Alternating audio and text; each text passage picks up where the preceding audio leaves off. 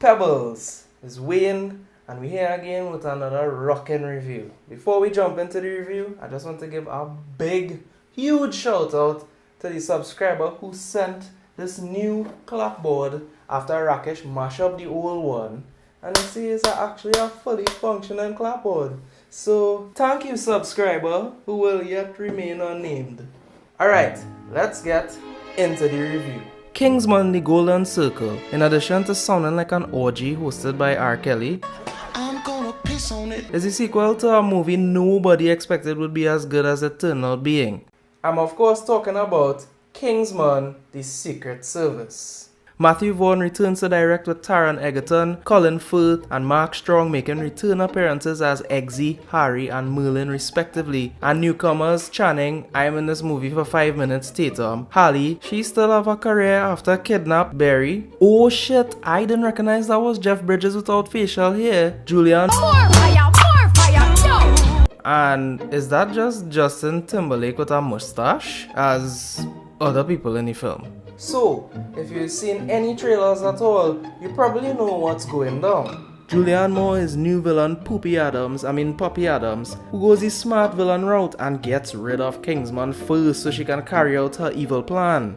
The surviving Kingsman agents and a resurrected Harry have to team up with Statesman, the American branch of Kingsman, to stop her. There are a few twists and turns, but that's basically the plot. As usual, here's what rocked. There's great action, visuals, and decent acting across the board, except maybe from Edward Holcroft, but then again, maybe a character with the charisma of Colm Imbert delivering the budget is what they were going for. But it's Matthew Vaughn. The least we can expect is great action, visuals, and acting. And of course, everyone was waiting to see the sequel just to see how they were going to top that amazing fight scene in the church from Secret Service.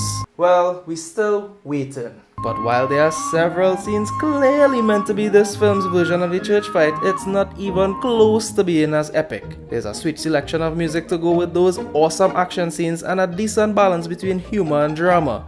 A nice little shake up in the story where you expect it to go one way but it swerves and doesn't. And a great villain in Poppy Adams who juggled being perfectly sweet.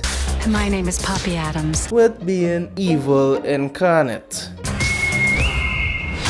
And now, here's what sucked. Kingsman 2 unfortunately suffers from what I like to call the Men in Black 2 syndrome. Much like Men in Black 1 and Will Smith, me? Eggsy was the audience proxy in Secret Service. We were learning about the world through Eggsy's eyes as he experienced it, and that was the most interesting part of the movie. In 2, he starts off as wiser and more experienced, and they have to find a way to reinstate the status quo, and it feels a bit forced. Then once they reintroduce Harry, they have to make Eggsy look dumber in comparison, and it takes away from character progression and the ability for the audience to connect properly with the story. It all felt a bit bloated and is just an exercise in excess. It was all a bit too much, and by the end I wanted it to be over. Also, I really didn't understand the drug message the movie was trying to send. It had me real confused. The message was very unclear, especially down to the end, because I thought I knew what they were trying to say, and then they do some stuff at the end that had me like, okay, so are drugs only as bad as the people who use them? You should never use drugs ever? Should people only stick to legal drugs? Because in case you were confused, alcohol is absolutely a drug. Charlie Hesketh is also a particularly bland villain who I never remembered from the first movie anyway. Fun fact, I spoke to a friend about seeing this movie, and when I mentioned Charlie, he was like, who? And then he proceeded to inform me that he had seen the first Kingsman that very same day and he still couldn't remember who Charlie Hesketh was. Yes, let's take the most forgettable character from the first movie and make him into a sidekick for our main villain. Sounds like a great idea, guys. And as we're on that topic, now seems like the perfect time to talk about how when doing a sequel you have to change things up a bit.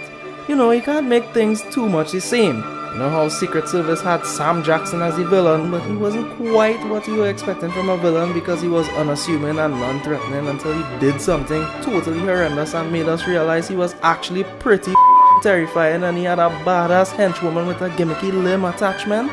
Well, in Golden Circle, Julianne Moore is a villain who wasn't quite what we were expecting because she seemed unassuming until she did something totally horrendous and made us realize she was actually pretty terrifying, and she had a badass henchman with a gimmicky limb attachment.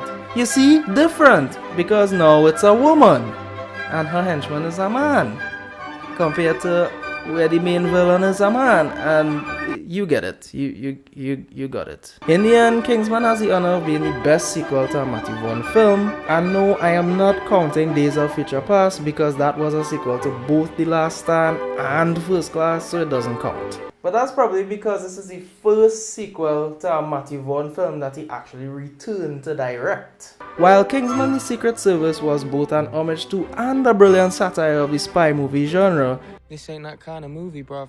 The Golden Circle can't seem to recapture that same magical middle ground. It's pretty entertaining at some points and funny at times, but it's too inconsistent to come close to the heights of its predecessor. I still give it a watch it, but lower your expectations way down and probably wait until it's out on home media. How come by the house this Saturday night? That's weird.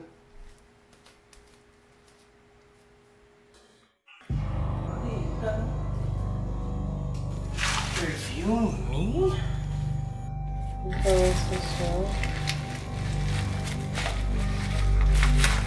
eat fire coral and I piss salt water. I'll die when the tide stops and the moon drowns. Almost never.